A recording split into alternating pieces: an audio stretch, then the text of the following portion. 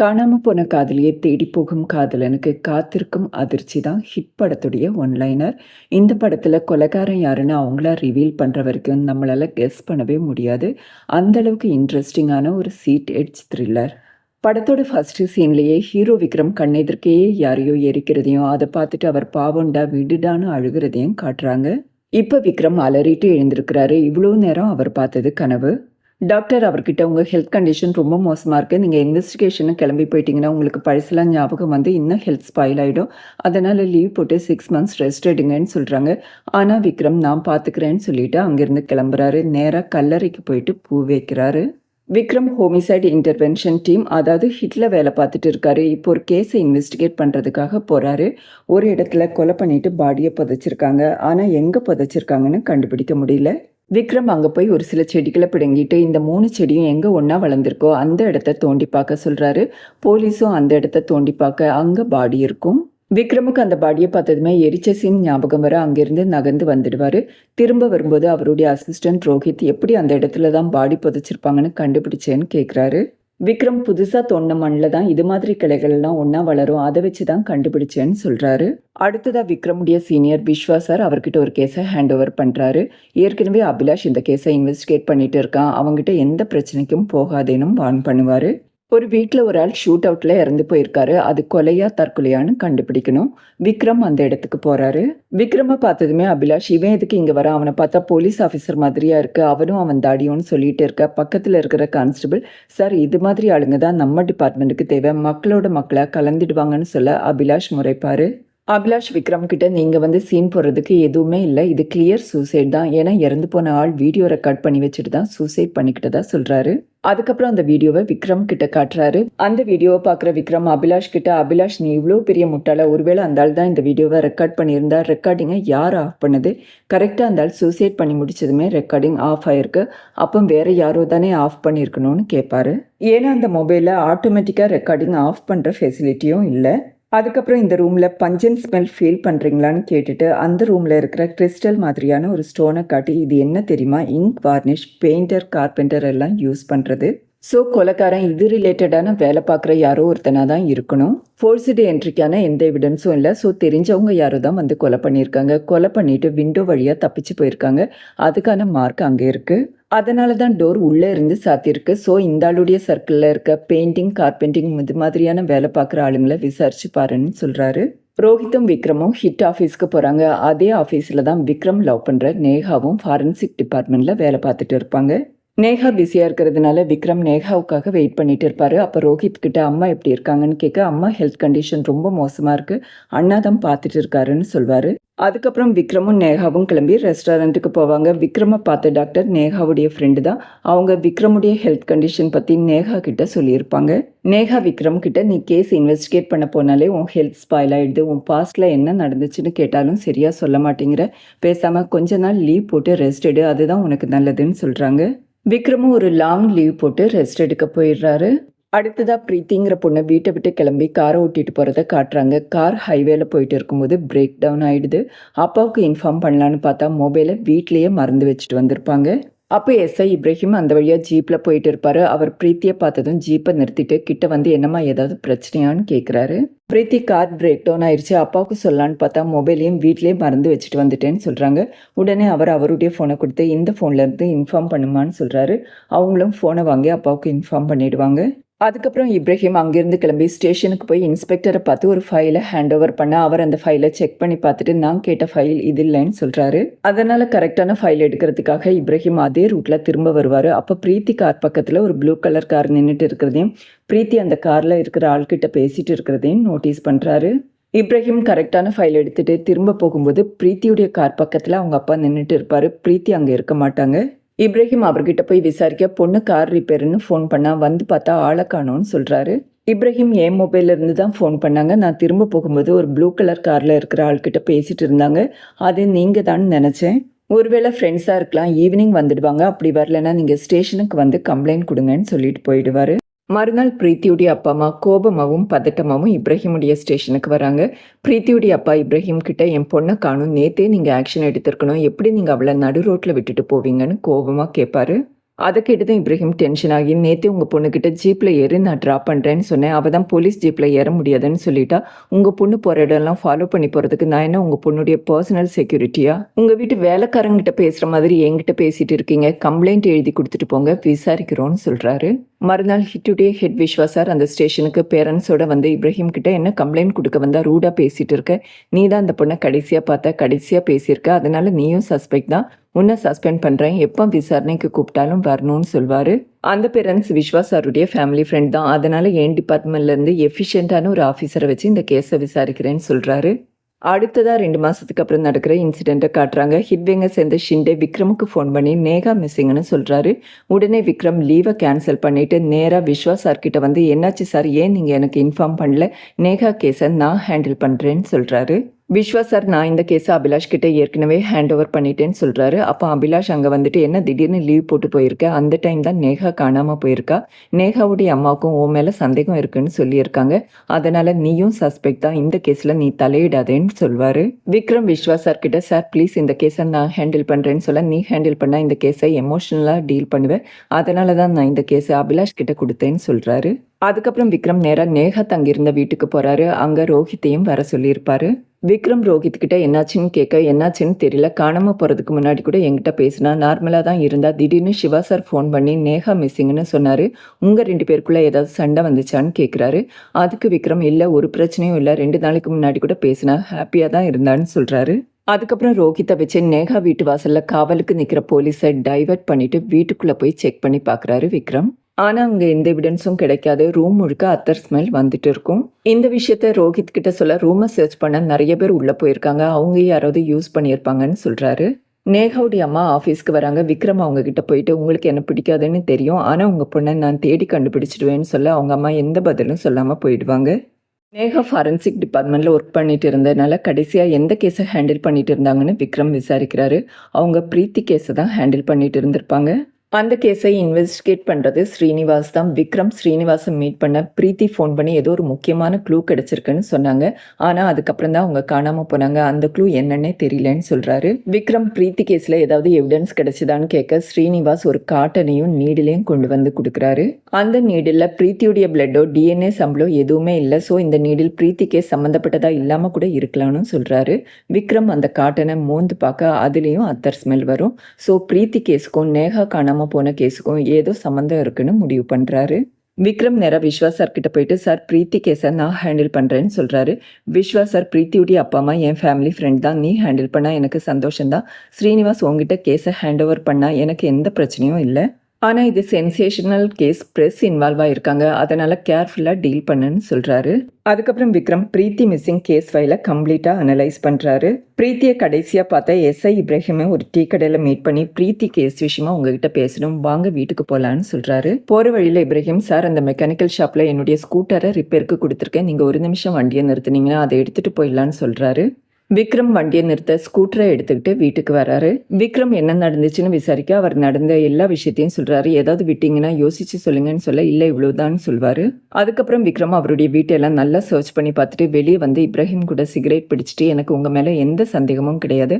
ஆனா ஏதாவது ஹெல்ப் தேவைப்படுச்சுன்னா கூப்பிடுறேன். கொஞ்சம் ஹெல்ப் பண்ணுங்கன்னு சொல்றாரு. இப்ராஹிம் கண்டிப்பா ஹெல்ப் பண்றேன்னு சொல்ல விக்ரம் ஷேக் ஹேண்ட் கொடுத்துட்டு அங்கிருந்து கிளம்புவாரு. அவர் கையில ஸ்டிக்கர் ஒட்டிட்டு இப்ராஹிமுடைய ஃபிங்கர் பிரிண்ட்டை எடுத்திருப்பாரு. அதே மாதிரி அவர் பிடிச்சு போட்ட சிகரெட்டை எடுத்து டிஎன்ஏ டெஸ்ட்டுக்கு கொடுன்னு ரோஹித் கிட்டேயும் சொல்றாரு. அடுத்ததா பிரீத்தி படிச்ச காலேஜுக்கு போறாங்க. ஸ்டூடெண்ட்ஸ் பிரீத்தியை கண்டுபிடிச்சு கொடுங்கன்னு போராட்டம் பண்ணிட்டு இருப்பாங்க. பிரீத்தியுடைய ஃப்ரெண்ட் அஜய் விசாரிக்கிறாரு. "நானும் பிரீத்தியும் 10th ஸ்டாண்டர்ட்லேருந்து ஒன்றா தான் படித்தோம். காணாமல் போகிறதுக்கு முந்தின நாள் கூட ஃப்ரெண்ட்ஸோட பப்புக்கு போனோம்னு சொல்கிறாரு. பிரீத்தி பேரண்ட்ஸை விசாரிக்க, பிரீத்தி ப்ரீவியஸ் டே பப்புக்கு போயிட்டு வந்து மறுநாள் லேட்டாக தான் எழுந்தா. பிரேக்ஃபாஸ்ட் சாப்பிட்டுட்டு மத்தியானமாக கிளம்பி சரஸ்வதி ஆர்ஃபனேஜுக்கு போனதா சொல்கிறாங்க. பிரீத்தியுடைய உண்மையான அப்பா அம்மா அவங்க கிடையாது. பிரீத்தியுடைய அப்பாவுடைய தம்பி சரஸ்வதி ஆர்ஃபனேஜ்லேருந்து பிரீத்தியை தத்தெடுத்திருக்காங்க. அதுக்கப்புறம் யூஎஸ் கூட்டிகிட்டு போயிருக்காங்க. அங்கே ஒரு கார் கிராஷில் இறந்து போயிட்டாங்க. அவங்க இறந்து போகிற வரைக்கும் அந்த ஆர்ஃபனேஜுக்கு பணத்தை அனுப்பிட்டு இருந்தாங்க. இப்போ அந்த ரெஸ்பான்சிபிலிட்டி பிரீத்தி எடுத்திருக்கிறதா சொல்கிறாங்க. விக்ரம் பிரீத்தியுடைய ரிலேஷன்ஷிப் நெய்பர் கூட எப்படி இருந்ததுன்னு கேட்க, பக்கத்து வீட்டில் ஷீலான்னு ஒரு பொண்ணு இருக்கா. அவ கூட பிரீத்தி ரொம்ப க்ளோஸ்ன்னு சொல்கிறாங்க. அடுத்ததா விக்ரம் ஷீலாவை விசாரிக்கிறாரு. நானும் பிரீத்தியும் சேர்ந்து ஒரு ஃபுட் பிளாக் நடத்திட்டு இருக்கோம். நான் டைவர்ஸிங்கிறதுனால இந்த காலனில யாருமே என்கிட்ட சரியா பேச மாட்டாங்க. ஆனா பிரீத்தி தான் அன்பா பழகுவாங்க. பிரீத்தி பப்புக்கு போகும்போது அடிக்கடி என்ன கூப்பிடுவா. காணாம போன முந்தின நாள் கூட கூப்பிட்டா. ஆனா நான் தலைவலிங்கிறதுனால போலேன்னு சொல்றாங்க. விக்ரம் பிரீத்தி பேரன் ஷீலாவுடைய பிளட் சாம்பிளை கலெக்ட் பண்ணி செக் பண்ணி பார்க்க சொல்றாரு. அதுக்கப்புறம் பிரீத்தி வீட்டில இருந்து மெயின் ரோட் போற ரோட செக் பண்ணி பார்க்குறாரு. அங்க டயர் இம்ப்ரெஷன் இருக்கும். விக்ரம் ரோஹித் கிட்ட அந்த டயர் இம்ப்ரெஷன் பத்தி லேண்ட் ஓனர் கிட்ட விசாரிக்க சொல்லிட்டு எல்லார்கிட்டயும் அன்பா பழகின பொண்ணு பிரீத்தி. அவளை யார் கிட்னாப் பண்ணியிருப்பா? இவ்வளவு நாள் நேஹாவுக்காக தான் நான் இந்த கேஸ்ல இன்வால்வ் ஆனேன். ஆனா இப்ப எமோஷனலா கனெக்ட் ஆயிட்டேன்னு சொல்றாரு. விக்ரம் ரோஹித் கிட்ட பிரீத்தி கடைசியா போன பப்புக்கு போய் பார்க்கணும். நீ சொப்னாவையும் கூட்டிட்டு வா. அப்பதான் யாருக்கும் சந்தேகம் வராதுன்னு சொல்றாரு. சொப்னா விக்ரம் கிட்ட நடந்ததெல்லாம் கேள்விப்பட்டேன். ரொம்ப சாரி, இப்படி எல்லாம் நடந்திருக்க கூடாதுன்னு சொல்லுவாங்க. விக்ரமுக்கு அங்க இருக்கிற ஒரு வெயிட்டர் மேல சந்தேகம் வர அவனை கூப்பிட்டு பிரீத்தியை பத்தி விசாரிக்கிறாரு. ஆனா அவன் விக்ரம தள்ளி விட்டுட்டு ஓட ஆரம்பிப்பான். விக்ரம் அவனை விரட்டிட்டு போய் பிடிக்கும்போது தான் தெரியுது அவன் கையில ட்ரக்ஸ் வச்சிருந்தான். அதனால தான் போலீஸ்னு தெரிஞ்சதும் தப்பிக்க பார்த்திருக்கான். விக்ரம் நார்கோட்டிக்ஸ் டீமுக்கு ஃபோன் பண்ணி ஒரு ட்ரக் கார்ட்டல் மாட்டிருக்கு, வந்து அரெஸ்ட் பண்ணிட்டு போங்கன்னு சொல்றாரு. அடுத்த நாள் விக்ரம் பிரீத்தி பேரண்ட்ஸை மீட் பண்ணி பிரீத்தி சேஃபா வரணும்னு ஒரு பூஜைக்கு ஏற்பாடு பண்ணுங்கன்னு சொல்றாரு. ரோஹித் இப்ப எதுக்கு இந்த பூஜைன்னு கேட்க விக்ரம் ஒருவேளை கடத்திட்டு போனவன் பிரீத்தி பேரண்ட்ஸ் இன்வைட் பண்ண போறவங்க லிஸ்ட்ல இருந்தா அவன் கண்டிப்பா இந்த பூஜைக்கு வரமாட்டான். ஒருவேளை வந்தா கூட ஏதாவது க்ளூ விட்டுட்டு போவான். அந்த க்ளூ நமக்கு ஹெல்ப்ஃபுல்லா இருக்கும். வராதவங்க லிஸ்ட்டை எடுத்துட்டு அவங்கள சஸ்பெக்ட் லிஸ்ட்லயும் நம்ம ஆட் பண்ணலாம்னு சொல்றாரு. மறுநாள் பூஜை நடக்குது. விக்ரம் பூஜைக்கு வரவங்க போறவங்க எல்லாரையும் அப்சர்வ் பண்ணிட்டு இருப்பாரு. அப்போ பிரீத்தியுடைய நெய்பர் ஷீலா ஓட்டமும் நடையுமா அங்க வந்து விக்ரம் கிட்ட கொஞ்சம் எங்க வீடு வரைக்கும் வாங்கன்னு கூட்டிட்டு போறாங்க. ஷீலாவுடைய வீட்டு வாசல்ல ஒரு பேப்பர் இருக்கும். ஷீலா நான் டோரை திறந்து வெளியே வரும்போது இந்த பேப்பரை பார்த்தேன்னு சொல்றாங்க. விக்ரம் அந்த பேப்பரை எடுத்து படிச்சு பாக்குறாரு. அதுல ராஜா கெஸ்ட் ஹவுஸ் முன்னாடி பிணம் இருக்கு விக்ரம்னு எழுதியிருக்கும். அதை படிச்சதும் விக்ரமுக்கு ஏதேதோ ஞாபகங்கள் மனசுல ஓட உடம்பு முடியாம போய் ஹாஸ்பிட்டல்ல அட்மிட் ஆயிடுவாரு. டெட் பாடி இருக்குன்னு இன்ஃபர்மேஷன் வந்ததுனால அபிலாஷ் நேராக ஹாஸ்பிட்டலுக்கு போய் விக்ரம் கிட்ட நீ என் கூட விசாரணைக்கு ஸ்டேஷனுக்கு வரணும்னு சொல்றாரு. விக்ரம் டேய் நேஹா என் கேர்ள் ஃப்ரெண்டுன்னு சொல்லி அபிலாஷ் சட்டையை பிடிக்க 2 பேரும் சண்டை போட்டுக்க ஆரம்பிப்பாங்க. அப்போ சீனியர் அங்க வருவாரு. விஸ்வாசர் அபிலாஷ் கிட்ட நீ விக்ரம் கிட்ட இப்படி நடந்துக்க கூடாதுன்னு சொல்லிட்டு விக்ரம் கிட்ட ரோஹித் அந்த கெஸ்ட் ஹவுஸ் கிட்ட சர்ச் பண்ணிட்டு இருக்கான், நீயும் போய் பாருன்னு சொல்றாரு. விக்ரம் கிளம்பின பிறகு விஸ்வாசார் அபிலாஷ் கிட்ட அவன் டீல் பண்ணிட்டு இருக்கிறது பிரீத்தி கேஸ் மட்டும் இல்ல, அன்அஃபிஷியலா நேஹா கேஸையும் தான் டீல் பண்ணிட்டு இருக்கான். அதனால நீ கவலைப்பட வேண்டிய எந்த அவசியமும் இல்லை, இனிமே நீ இந்த கேஸை டீல் பண்ண வேண்டாம்னு சொல்லிடுவாரு. விக்ரம் ராஜா கெஸ்ட் ஹவுஸ்க்கு போய் பார்ப்பாரு. ஆனா அங்க எந்த டெட் பாடியும் இருக்காது. விக்ரம் ரோஹித் கிட்ட நம்ம சஸ்பெக்ட் லிஸ்ட்ல இருக்கிறவங்க ஷூல இருக்கிற மண்ணை எடுத்துட்டு இந்த மண்ணோட மேட்ச் பண்ணிப்பாரு, அவங்க மொபைல் லொகேஷனையும் செக் பண்ணிப்பாருன்னு சொல்றாரு. அடுத்ததா விக்ரம் பிரீத்தி காணாம போன அன்னைக்கு அந்த வழியா வண்டியில போனவங்கள விசாரிக்க சொல்றாரு. ரோஹித் விசாரிச்சுட்டு வந்து ஒரு சிலர் பிரீத்தியையும் அவங்க காரையும் பார்த்துருக்காங்க. ஆனா யாரும் ப்ளூ கலர் காரை பார்க்கலன்னு சொன்னதா சொல்றாரு. விக்ரம் திரும்பவும் ஷீலா வீட்டுக்கு போய் அந்த பேப்பர் எப்படி உங்களுக்கு கிடைச்சது கிளியரா சொல்லுங்கன்னு விசாரிச்சுட்டு இருக்கும்போது அவங்க வீட்டில் ஒரு பென்சில் ஸ்கெட்சை பார்க்குறாரு. அதை ஃபோட்டோ எடுத்து வச்சுப்பாரு. அதுக்கப்புறம் அந்த பெயிண்டிங்குடைய ஃபோட்டோவை ஒரு ஹேண்ட் ரைட்டிங் எக்ஸ்பர்ட் கிட்ட கொடுத்துட்டு இதில் இருக்கிற ஸ்ட்ரோக்கும் அந்த லெட்டரில் இருக்கிற ஸ்ட்ரோக்கும் ஒரே மாதிரி இருக்கான்னு செக் பண்ணி பாருங்கன்னு சொல்கிறாரு. அவர் செக் பண்ணி பார்த்துட்டு ஆல்மோஸ்ட் சேமாக தான் இருக்குது, ரெண்டும் மேட்ச் ஆகுதுன்னு சொல்வார். உடனே விக்ரம் ஷீலா வீட்டுக்கு போய் சர்ச் பண்ணி பார்த்துட்டு நாளைக்கு விசாரணைக்கு நீங்கள் ஸ்டேஷனுக்கு வரணும்னு சொல்லிட்டு வெளியே வந்து அவங்க காரையும் செக் பண்ணி பார்ப்பாரு. அப்போ அங்கே இன்னொரு கார் கவர் பண்ணி நின்றுட்டு இருக்கிறதையும் நோட்டீஸ் பண்ணுறாரு. இது யாருடைய காருன்னு கேட்க என்னுடைய கார் தான் லாஸ்ட் வீக் மெக்கானிக் ஷாப்பில் இருந்ததுன்னு சொல்கிறாங்க. விக்ரம் அந்த காரை ஓப்பன் பண்ணி பார்க்குறாரு. அவர் நினச்ச மாதிரி அது ப்ளூ கலர் கார் தான். அவர் கார் டிக்கி ஓப்பன் பண்ணி பார்க்குறாரு. ராஜா கெஸ்ட் ஹவுஸில் பிணம் இருக்குன்னு நிறைய முறை எழுதி ப்ராக்டிஸ் பண்ண பேப்பரும் அதில் இருக்கும். விக்ரம் ஷீலாவை அரெஸ்ட் பண்ணிட்டு போய் விசாரிக்கிறாரு. யாருடைய டெட் பாடி அது, யாரை கொன்னேன்னு கேட்பாரு. ஷீலா அந்த லெட்டரை நான் தான் எழுதினேன், ஆனால் யாரையும் நான் கொல்லலை, பிரீத்தி பற்றி எதுவுமே எனக்கு தெரியாது, அந்த காலனியில் பிரீத்தி மட்டும்தான் என்கிட்ட பேசுவா, பிரீத்தி கேஸில் என் மூலமாக உங்களுக்கு ஏதாவது க்ளூ கிடைச்சா எல்லாருடைய அட்டென்ஷனும் என் பக்கம் திரும்பும், அதனால தான் அந்த லெட்டரை எழுதினேன்னு சொல்கிறாங்க. விக்ரம் அட்டென்ஷனுக்காக ஒருத்தங்க இப்படியெல்லாம் பண்ணுவாங்களான்னு யோசிச்சுட்டு ரோஹித் கிட்ட ஒருவேளை ஷீலா சொல்கிறது உண்மைனா பிரீத்தியும் நேகாவும் உயிரோட தான் இருப்பாங்க, எதுக்கு நம்ம பாலிகிராஃப் டெஸ்ட்டுக்கு ஏற்பாடு பண்ணலான்னு சொல்கிறாரு. ரோஹித் இந்த டெஸ்ட்டுக்கு அவங்க சம்மதிக்கணுமேன்னு சொல்ல விக்ரம் நான் சம்மதிக்க வைக்கிறேன்னு சொல்லிட்டு ஷீலா கிட்ட இந்த கேஸ்லேருந்து நீ வெளியே வரணும்னா டெஸ்ட்டுக்கு சம்மதிச்சு தான் ஆகணும், இல்லைன்னா நீ தான் கில்லர்னு முடிவு பண்ணிடுவோன்னு சொல்ல ஷீலாவும் வேற வழி இல்லாமல் சம்மதிச்சிடுவாங்க. அந்த டெஸ்ட்டில் ஷீலா பிரீத்திக்கு என்னாச்சுன்னு தெரியல, நேஹா யாருன்னே எனக்கு தெரியலன்னு தான் சொல்லுவாங்க. டாக்டரும் அவங்க பொய் சொல்கிற மாதிரி எனக்கு தோணல, உண்மை சொல்கிற மாதிரி தான் இருக்குன்னு சொல்ல விக்ரம் எனக்கு பொய் சொல்கிற மாதிரி தான் இருக்குது, அதனால நார்கோ டெஸ்ட்டுக்கு அரேஞ்ச் பண்ணலான்னு சொல்கிறாரு. அடுத்ததான் நார்கோ டெஸ்ட் பண்ணுறாங்க. அப்போ ஷீலா நேஹா செத்துட்டான்னு சொல்லுவாங்க. உடனே விக்ரம் நேஹாவுக்கு என்னாச்சு சொல்லுன்னு ஷீலாவை போட்டு குலுக்க ஆரம்பிச்சிடுவாரு. அவங்க மயக்கம் போட்டு விழுந்துடுவாங்க. அதை பார்த்து டாக்டர் டென்ஷனாகி இனிமேல் எதுக்கும் என்னை கூப்பிடாது, அவங்களுக்கு ஏதாவது ஆயிருந்தா ரீமாக்கு என் மேலே தான் வந்திருக்கோன்னு சொல்லிட்டு கோபமாக அங்கேருந்து கிளம்பி போயிடுவார். விஸ்வா சார் விக்ரமுக்கு ஃபோன் பண்ணி இனிமேல் என் நாலேஜ் இல்லாமல் இது மாதிரி ஏதாவது பண்ணேன்னா உன் மேலே ஆக்ஷன் எடுப்பேன்னு சொல்லிட்டு ஃபோனை வச்சுடுவார். இப்ராஹிம் ஷீலா வீட்டில் பார்த்த காரை செக் பண்ணி பார்த்துட்டு நான் பார்த்த கார் இது இல்லை சார்னு சொல்லிடுவார். ஃபாரன்சிக் எக்ஸ்பர்ட்டும் பிரீத்தியுடைய ட்ரேஸ் எவிடன்ஸ் எதுவும் ஷீலாவுடைய காரில் இல்லைன்னு சொல்லிடுவாங்க. அப்போ ராஜா கெஸ்ட் ஹவுஸ் முன்னாடி அழுகின நிலையில் ஒரு பிணம் கிடைச்சதா தகவல் வருது. அப்பந்தான் விக்ரமுக்கு அவருடைய சின்ன வயசுல நடந்த ஒரு விஷயம் ஞாபகத்துக்கு வருது. அவருடைய தங்கச்சியை யாரோ கடத்திட்டு போய் கெட்டி வச்சிருப்பாங்க. அவங்கள காப்பாற்ற விக்ரம் அங்கே போகும்போது அவருடைய கண் முன்னாடியே தங்கச்சியை எரிச்சிடுவாங்க. அதே மாதிரி தான் அவங்க அப்பா அம்மாவையும் யாரோ கொலை பண்ணியிருப்பாங்க. அதனால தான் பிளட் பெணம் பார்க்கும்போது அவருக்கு உடம்பு முடியாமல் போகிறது. ஷீலா காரில் ஓட்டிகிட்டு இருந்த மண் அந்த கெஸ்ட் ஹவுஸ் மண்ணோட மேட்ச் பண்ணி பார்க்கும்போது மேட்ச் ஆகும். அதனால ஷீலாவுக்கு 3rd டிகிரி ட்ரீட்மெண்ட் ஸ்டார்ட் பண்ணுங்கன்னு விக்ரம் சொல்கிறாரு. ஃபாரன்சிக் டீம் பிரீத்தியுடைய பாடியை அனலைஸ் பண்ணி பார்க்கும்போது ஃபிங்கருக்கு நடுவில் அஜயுடைய டிஎன்ஏ இருந்ததா சொல்கிறாங்க. ரோஹித் அஜய் மிஸ்ஸிங்னு சொல்ல அஜய் மேலே ஒரு கண்ணு வைக்க சொன்னேன்னு ஏன் இப்படி இரஸ்பான்சிபிளாக பிஹேவ் பண்ணுறேன்னு கத்துவார். ரோஹித் அஜய் ஒரு இன்ஃபார்மர் ஃபாலோ பண்ணிட்டு தான் இருக்காரு. இப்போ அவருடைய மொபைல் நாட் ரீச்சபிள்னு வருது. கூடிய சீக்கிரம் லைனில் வருவாருன்னு சொல்கிறாரு. கொஞ்ச நேரத்தில் ஃபாரன்சிக் எக்ஸ்பர்ட் விக்ரமுக்கு ஃபோன் பண்ணி பிரீத்தி பல்லில் அவங்க அப்பா டிஎன்ஏயும் உடம்புல சரஸ்வதியுடைய முடியும் கிடைச்சதா சொல்கிறாரு. சரஸ்வதி தான் அந்த ஆர்ஃபனேஜை ரன் பண்ணிட்டு இருக்கிறது.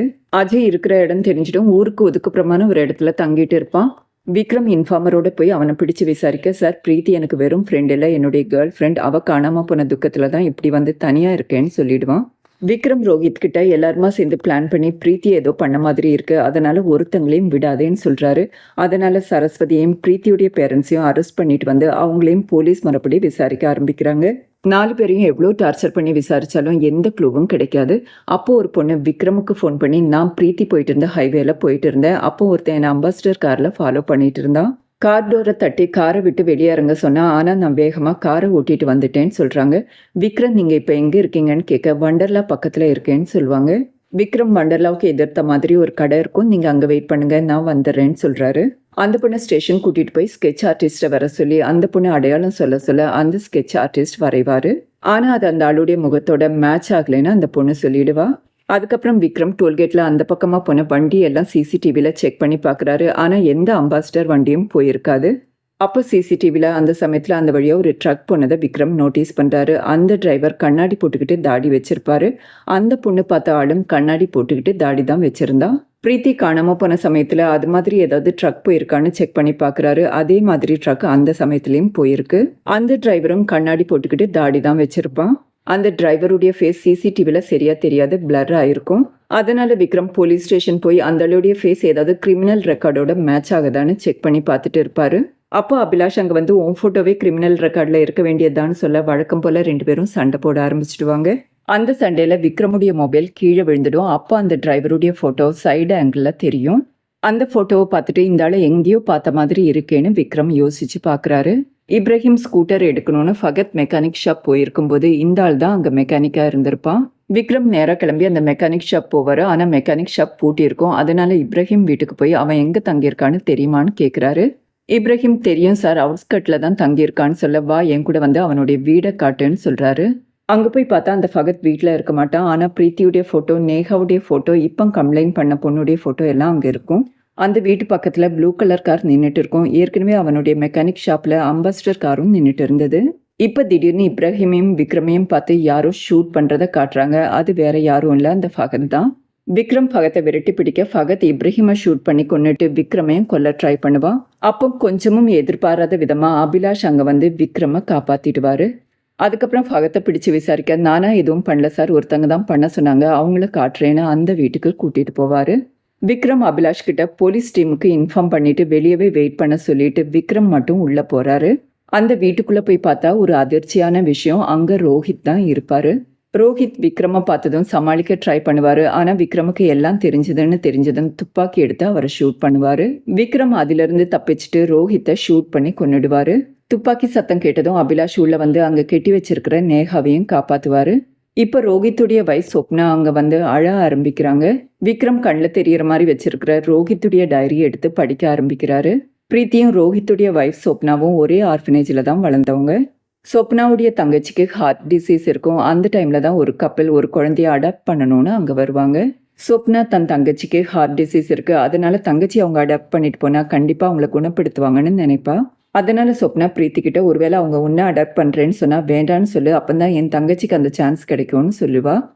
பிரீத்தியும் சரின்னு சொல்லிடுவாங்க. அவங்களுக்கு எந்த குழந்தையா இருந்தாலும் பிரச்சனை இல்ல. அதனால குலுக்கல் போட்டு யார அடாப்ட் பண்றதுன்னு டிசைட் பண்ணுவாங்க. அதுல பிரீத்தியுடைய நேம் தான் வரும். பிரீத்தியும் எதுவும் சொல்லாம அவங்க கூட போயிடுவாங்க. கொஞ்ச நாள்ல சொப்னாவுடைய தங்கச்சி இறந்து போயிடும். அதுக்கு முழுக்க முழுக்க பிரீத்தி தான் காரணம்னு நினைப்பா.